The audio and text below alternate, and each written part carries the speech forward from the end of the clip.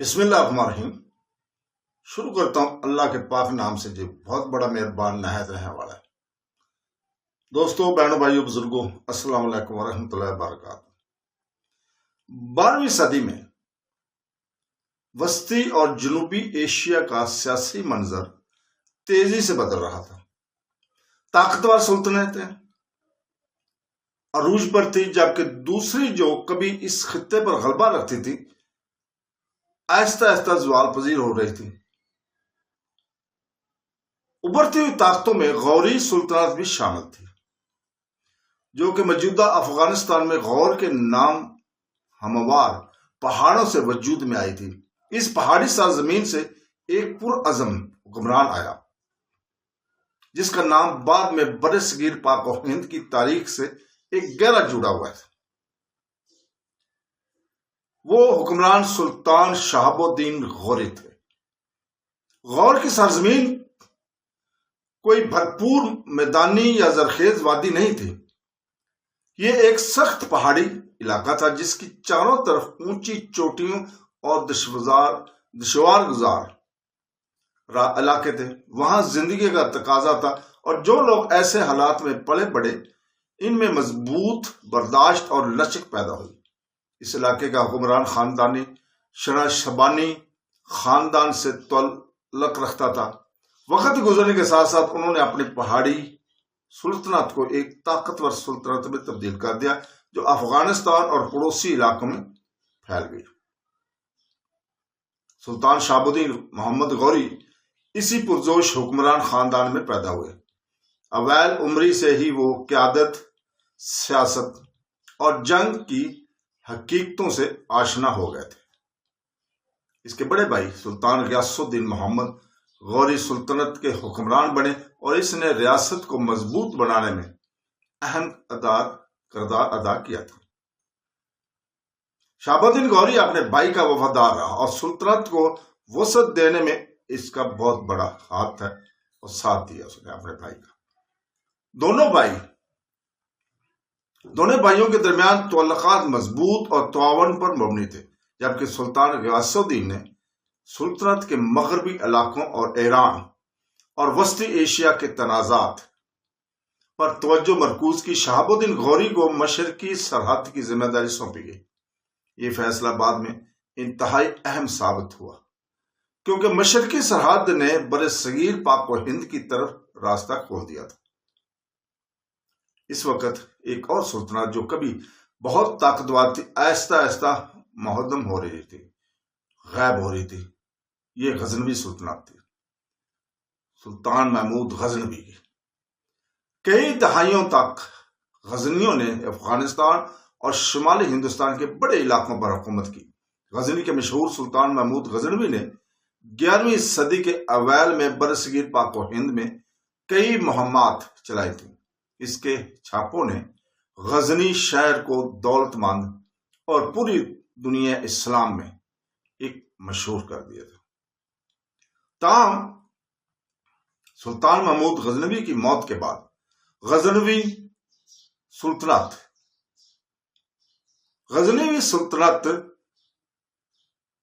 بہت طاقتور اس وقت تھی، اور اس کے بعد ان کی وفات کے بعد آہستہ آہستہ ختم ہو رہی تھی۔ تو اس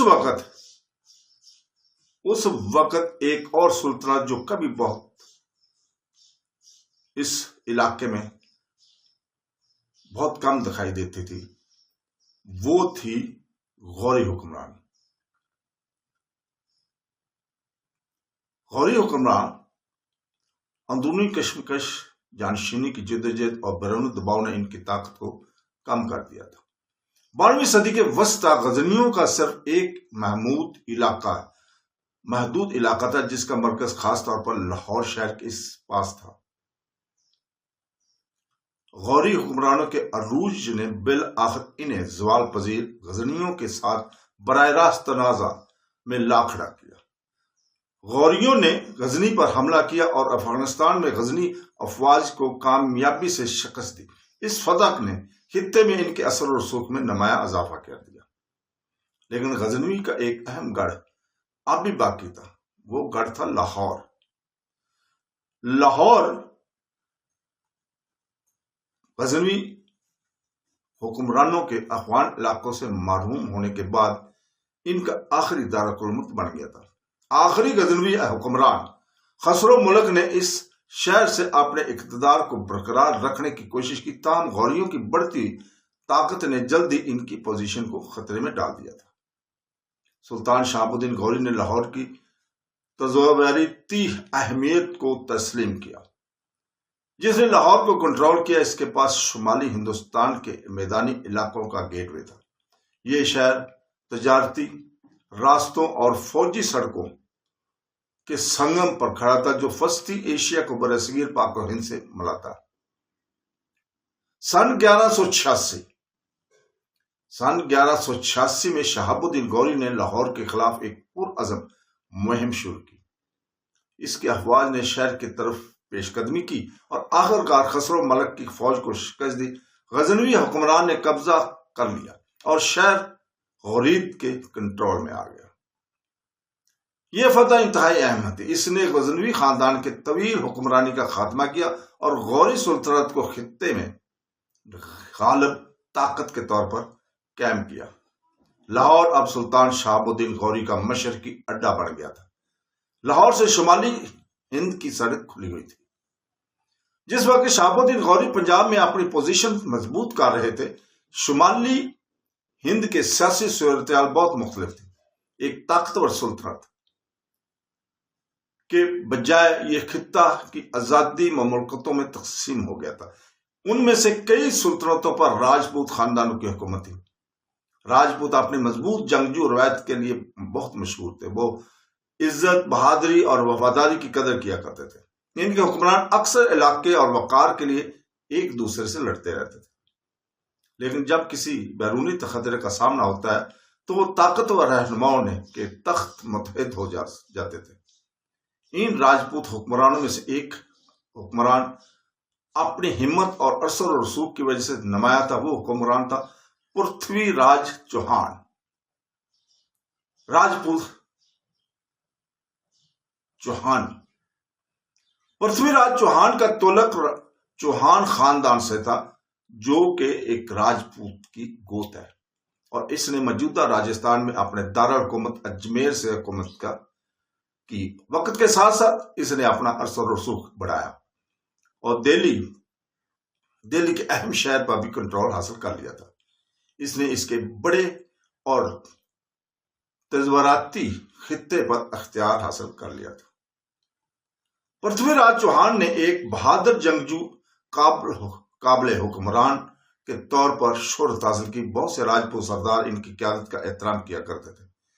اس کا دربار اپنی طاقت، ثقافت اور فوجی طاقت کے لیے بہت مشہور تھا اس دور میں۔ تاہم پنجاب میں شہاب الدین غوری کا عروج رفتہ رفتہ دونوں حکمرانوں کو تصادم کے قریب لے آیا۔ لاہور پر قبضہ کرنے کے بعد غوری نے پنجاب بھر میں اپنی اتھارٹی کو مضبوط کرنا شروع کر دیا۔ اس نے اہم شہروں میں چوکیاں قائم کی اور اپنی فوجوں کو مزید توسیع کے لیے تیار کیا۔ اگلا ہدف بھٹنڈا کا قلعہ تھا۔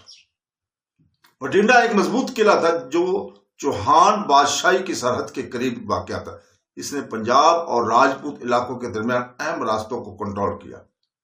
جس کے پاس بھی یہ قلعہ تھا وہ پورے خطے میں فوجوں کی نقل و حرکت پر اثر انداز ہو سکتا تھا۔ اس دور میں اس کی اہمیت کو تسلیم کرتے ہوئے سلطان شہاب الدین غوری نے بھٹنڈا کی طرف کوچ کیا اور قلعہ پر قبضہ کر لیا۔ اس نے اپنی پوزیشن محفوظ کرنے کے لیے وہاں ایک چوکی قائم کی، لیکن اس کارروائی کو پرتھوی راج چوہان کے براہ راست چیلنج کے طور پر دیکھا۔ اس نے بھٹنڈا کے پکڑے جانے کی خبر تیزی سے راجپوت دربار تک پہنچ گئی۔ ایسے قلعے کی نقصان کو نظر انداز نہیں کیا جا سکتا تھا، تو پرتھوی راج چوہان نے فیصلہ کیا کہ انہیں اس چیلنج کا جواب دینا ہوگا۔ اس نے اپنی فوجیں جمع کرنا شروع کر دی، راجپوت علاقوں میں پیغمبر بھیجے، خط بھیجے اور جنگجوؤں کو مہم میں شامل ہونے کے لیے بلایا۔ راجپوت سردار ان کے سپاہی پرتھوی راج چوہان کے جھنڈے تلے جمع ہونا شروع ہو گئے۔ ان فوجوں میں ہنر مند گھڑ سوار، جنگجو، تجربہ کار تلوار باز اور طاقتور جنگی ہاتھی شامل تھے۔ ہاتھی ہندوستانی جنگ کا ایک اہم حصہ ہوا کرتے تھے اس دور میں، کیونکہ ان کی جسامت اور طاقت دشمن کی تشکیل کو توڑ کر رکھ سکتے تھے اور مختلف فوجیوں میں خوف اور ہراس پیدا کر سکتے تھے۔ جیسے جیسے راجپوت فوج بڑی ہوتی گئی، جنگ کی تیاریاں تیزی ہوتی گئی۔ اسی دوران سلطان شہاب الدین غوری نے بھی سمجھ لیا کہ ایک بڑا تصادم قریب آ رہا ہے۔ اس کے سکاؤٹس نے اطلاع دی، اس کے مخبروں نے اطلاع دی کہ راجپوت بادشاہ ایک بڑی فوج کو متحرک کر رہا تھا۔ اس لیے غوری نے اپنی فوج کو بھی منظم کرنا شروع کر دیا تھا۔ غوری فوج راجپوت فوجوں سے مختلف تھی کہ یہ تیزی سے چلنے والے گھڑ سواروں اور ہنرمند گھوڑوں کی تیر اندازوں پر بہت زیادہ انحصار کیا کرتے تھے۔ ان جنگوں کو اپنے گھوڑوں پر سوار ہوتے ہوئے لڑنے کی تربیت دی گئی تھی، جس سے وہ میدان جنگ میں تیزی سے حملہ کر سکتے تھے اور چال چل سکتے تھے۔ ان میں سے بہت سے سپاہی ان علاقوں سے آئے تھے جہاں صدیوں سے جنگی سازوسامان کو مکمل کیا گیا تھا۔ جو دونوں فوجیں جنگ کے لیے تیار ہوئیں، دونوں طاقتوں کے درمیان تناؤ بڑھتا ہی چلا گیا۔ اب برصغیر پاک و ہند کی تاریخ کی سب سے مشہور لڑائیوں میں سے ایک کا مرحلہ طے ہو چکا تھا۔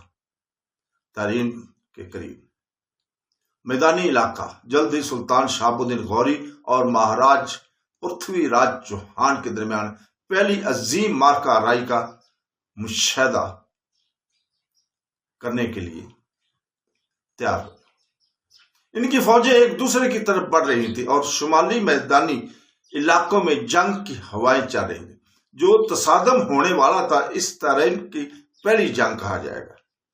سلطان شہاب الدین غوری اگرچہ سلطان محمود غزنوی کے نام اور مقام کو نہ چھو سکے، لیکن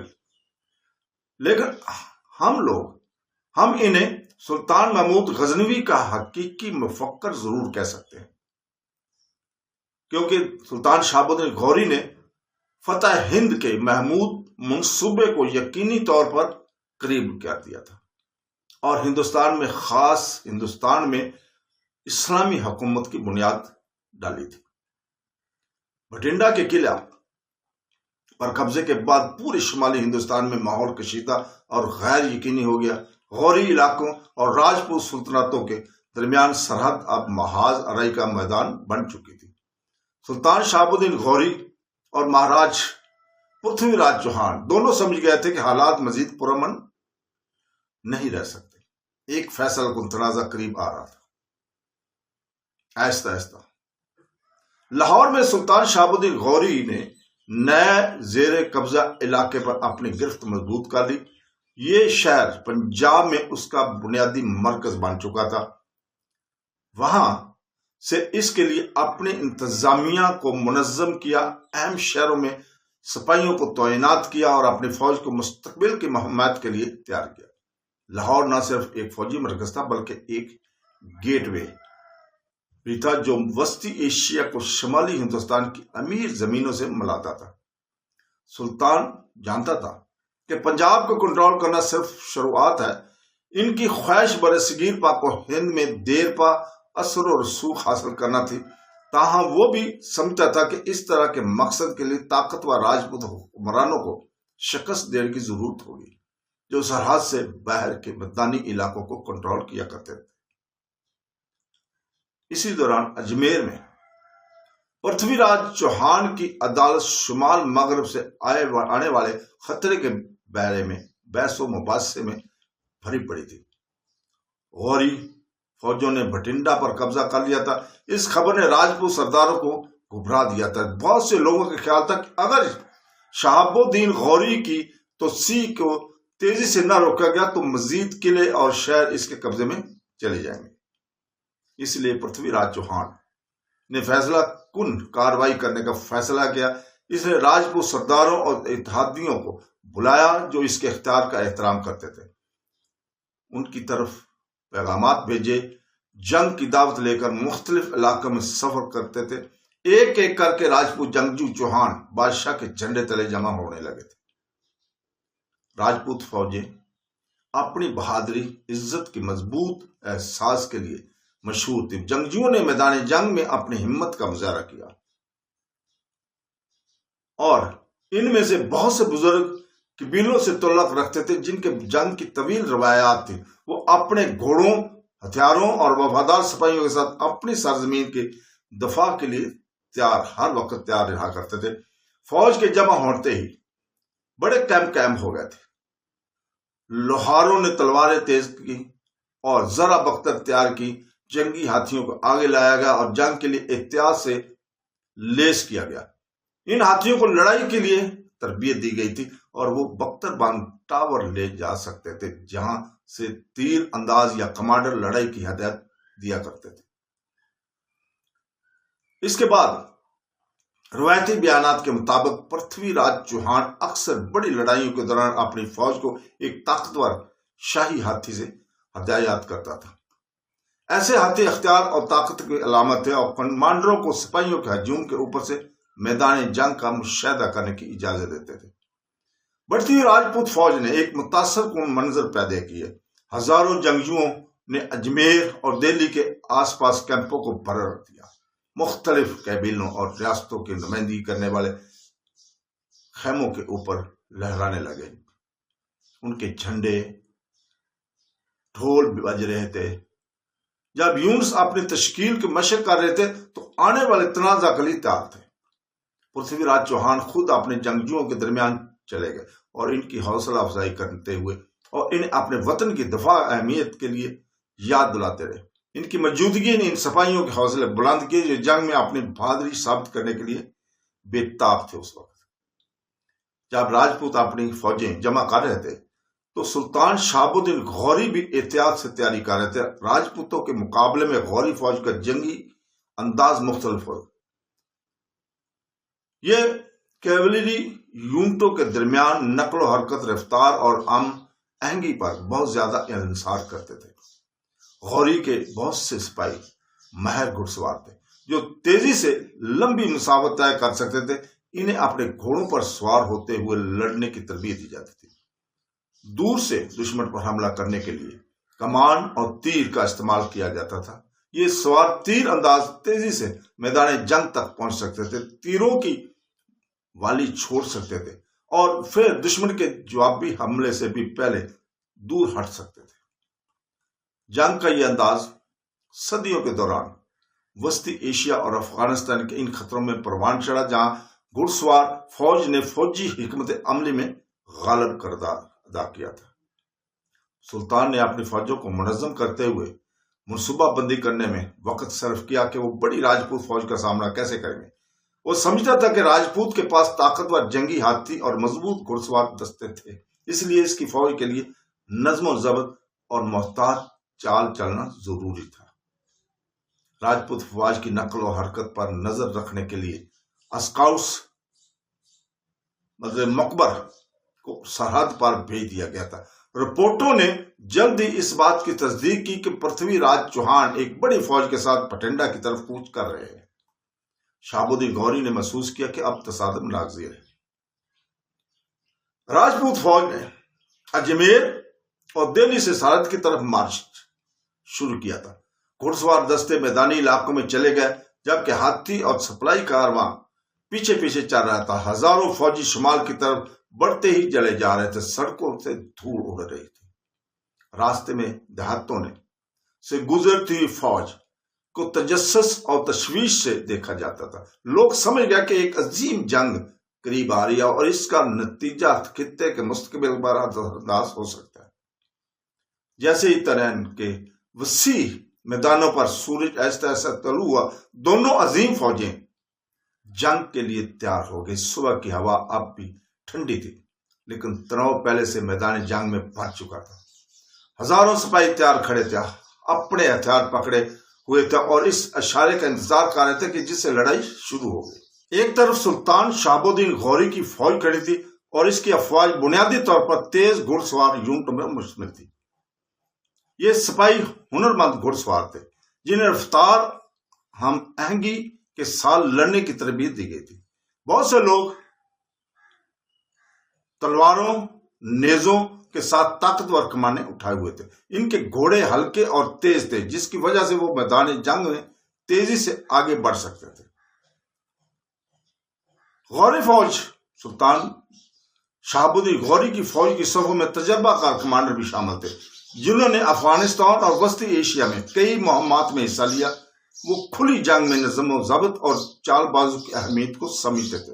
میدان کی دوسری طرف مہاراجا پرتھوی راج چوہان کی قیادت میں بڑی راجپوت فوج کھڑی تھی۔ راجپوت فوج تعداد میں کہیں زیادہ تھی۔ ان کی فوج میں بھاری ہتھیاروں سے لیس گھڑ سوار دستے، مضبوط پیادہ دستے اور ان کے میدان جنگ کی حکمت عملی کا سب سے طاقتور ہتھیار جنگی ہاتھی شامل تھے۔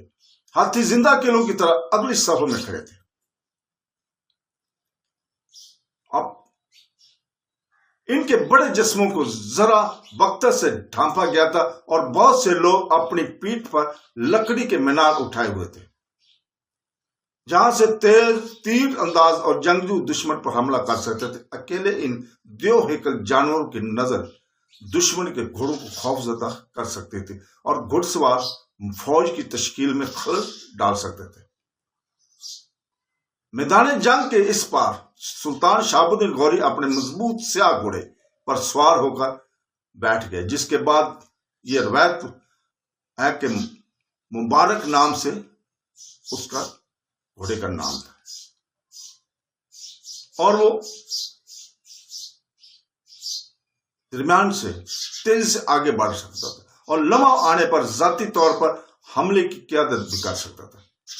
راجپوت بادشاہ نے خود ایک بڑے سفید ہاتھی سے فوج کی ہدایت کی، جس کا نام آدی گیری ہوتا تھا۔ اس بلند مقام سے وہ میدان جنگ کی حرکات اور سکنات کا مشاہدہ کر سکتا تھا، اپنے جنگجوؤں کو حکم جاری کر سکتا تھا۔ کچھ دیر تک دونوں فوجیں کھلے میدان میں ایک دوسرے کا مطالعہ کرتی رہیں۔ ہزاروں فوجیوں کے منتقلی اور لڑائی کے لیے تیار ہونے پر ڈھول بج رہے تھے، دھول ہوا میں لٹک رہے تھے۔ پھر لڑائی شروع ہو گئی۔ راجپوت فوج کے آگے بڑھتے ہی میدان بھر میں جنگی ڈھول بجنے لگے۔ جنگی ہاتھی اپنے نیچے کی زمین کو ہلاتے ہوئے ایسا ایسا لیکن طاقتور طریقے سے آگے بڑھے۔ ان کے پیچھے راجپوت گھڑ سواروں نے قریب سے تعاقب کیا۔ ان کے نیزے بلند ہوئے اور ان کی آوازیں جنگ کے نعرے لگا رہی تھی۔ آگے بڑھنے والے ہاتھیوں نے ایک خوفناک منظر پیدا کیا۔ ان کے بڑے جسموں نے ایک چلتی دیوار بنائی، جس میں ان کے راستے میں کھڑی کسی بھی چیز کو کچلنے کا خطرہ تھا۔ راجپوتوں کی پیش قدمی دیکھ کر سلطان شہاب الدین غوری نے اپنے گھڑ سوار دستوں کو جواب دینے کا حکم دیا۔ غوری گھڑ سوار منظم شکل میں آگے بڑھے۔ ہاتھیوں میں براہ راست چارج کرنے کی بجائے انہوں نے اپنی رفتار کو میدان جنگ کے اطراف میں چال چلانے کے لیے استعمال کیا تھا۔ سوار تیر اندازوں نے آگے بڑھنے والی راجپوت لائنوں کی طرف تیر چھوڑنا شروع کر دیا۔ تیر ہوا میں اڑ گئے اور ہاتھیوں کے گرد ڈھالوں، ذرا بختر اور زمین پر ان کا نشانہ چلا جاتا تھا۔ اس دباؤ کے باوجود غوری گھڑ سواروں نے اپنی نقل و حرکت برقرار رکھنے کی کوشش کی، جب وہ ممکن ہو ہاتھیوں کے گرد گھومتے، تیروں سے مارتے اور پھر تیزی سے پیچھے ہٹ جاتے تھے۔ بعد کے روایتی بیانات کے مطابق غوری نے اپنا چارج پرتھوی راج چوہان کے شاہی ہاتھی کی طرف رکھا، جو راجپوت خطوط کے درمیان نمایاں تھا۔ سلطان شہاب الدین غوری کو امید تھی کہ بادشاہ کے قریب حملہ کر کے وہ راجپوت فوج کے حوصلے کو توڑ سکتا ہے۔ ہر طرف سے تیر، نیزے، تلواروں کا استعمال کیا جا رہا تھا، کیونکہ فوجی فائدہ کے لیے جد و جہد کر رہے تھے۔ جنگ کے اس شدید لمحے میں سلطان شہاب الدین غوری زخمی ہو گئے۔ مختلف تاریخی روایت اس لمحے کو مختلف طریقوں سے بیان کرتی ہے، لیکن بہت سے اکاؤنٹس اس بات پر متفق ہیں کہ اس لڑائی کے دوران شدید چوٹ آئی تھی شہاب الدین غوری کو۔ زخم کی وجہ سے بہت زیادہ خون بہنے لگا تھا اور سلطان کو فرنٹ لینڈ سے پیچھے ہٹنا پڑا تھا۔ جب غوری سپاہیوں کے معلوم ہوا کہ ان کا لیڈر زخمی ہو گیا تو صفوں میں تشویش تیزی سے پھیل گئی۔ بڑی راجپوت فوج کا دباؤ پہلے ہی اس شدت تھا اور سلطان کی چوٹ نے مزید الجھن پیدا کر دی تھی۔ اس نازک لمحے میں غوری کے کچھ وفادار کمانڈروں نے تیزی سے کام کیا، جن لوگوں کا روایتی طور پر بعد کی داستانوں میں ذکر کیا گیا۔ ان میں قطب الدین ایبک اور بختیار خلجی شامل ہے، جو غوری افواج کے لیے سرشار فوجی افسر تھے، کمانڈر تھے۔ انہوں نے زخمی سلطان کو میدان جنگ کے سب سے خطرناک حصے سے دور لے جانے میں مدد کی اور اسے بحفاظت گھوڑے پر بٹھایا تاکہ اسے لڑائی سے دور لے جایا جا سکے۔ سلطان کے زخمی ہونے کی خبر پھیلتے ہی سپاہیوں نے غوری میدان جنگ میں پیچھے ہٹنے لگے، دشمن کا پیچھا کیا۔ انہوں نے غوریوں کا سلطان شہاب الدین غوری کی فوج جب پیچھے ہٹنے لگی تو راجپوتوں نے ان کا پیچھا کیا۔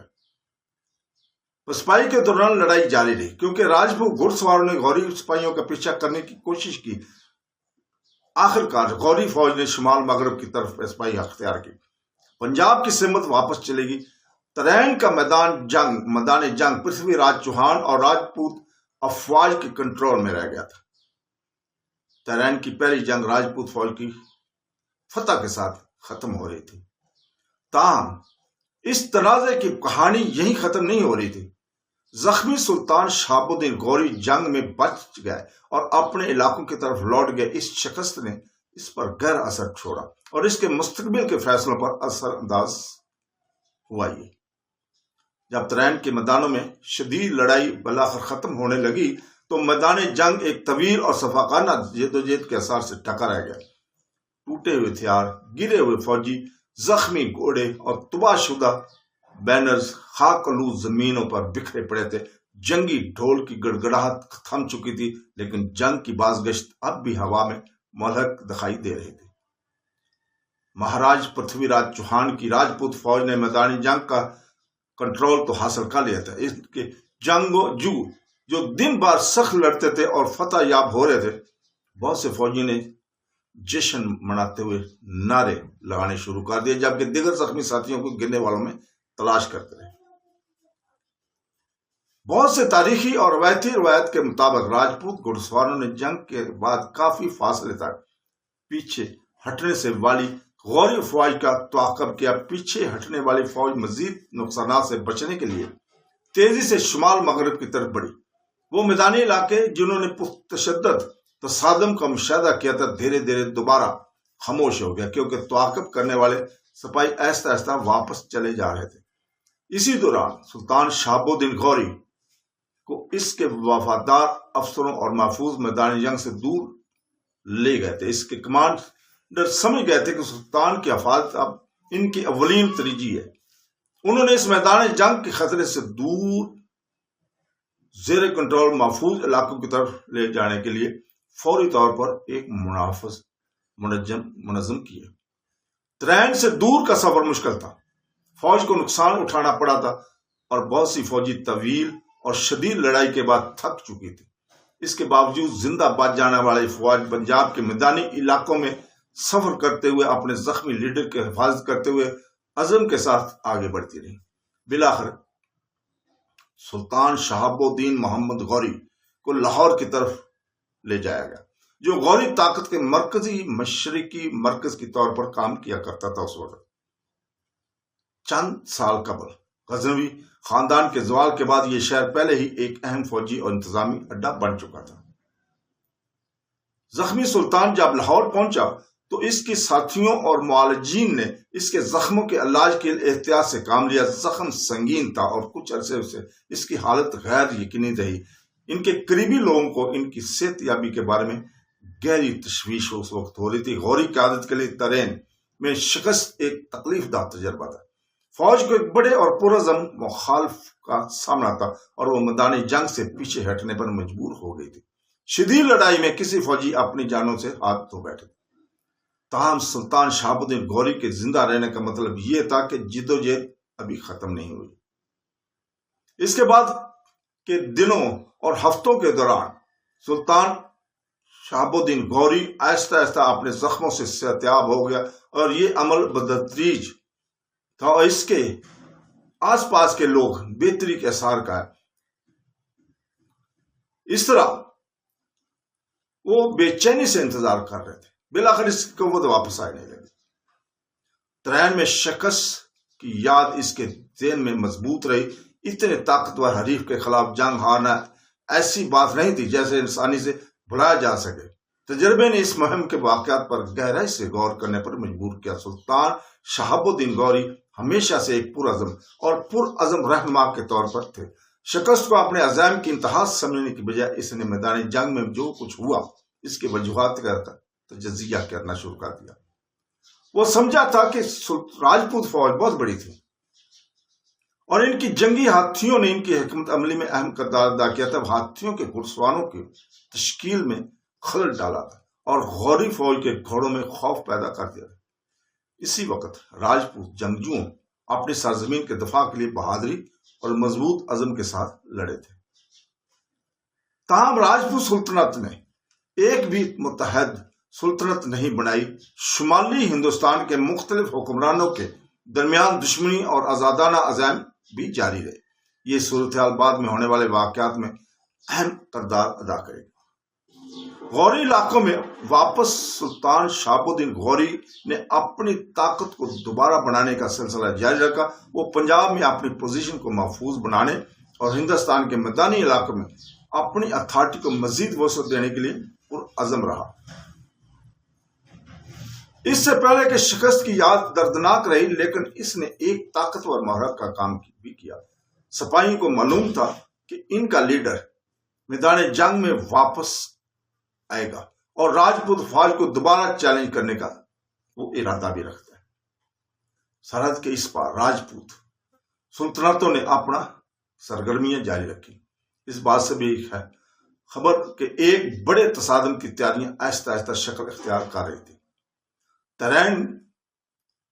ترین کی میدانی علاقے جو پہلے ہی ایک عظیم جنگ کا مشاہدہ کر چکے تھے، جلدی ایک اور طریقی تصادم کا مرحلہ بن جائے گا۔ ترین کی پہلی جنگ راجپوت کی فتح کے ساتھ ختم ہوئی تھی، لیکن یہ صرف ایک بڑی جدوجہد کا آغاز تھا جو شمالی ہندوستان کے مستقبل کو تشکیل دے گی۔ اس کے بعد کے سالوں میں سلطان شہاب الدین محمد غوری نے نئے عزم کے ساتھ واپس آئے اور دونوں حریف اسی تاریخی زمین پر دوبارہ ملیں گے۔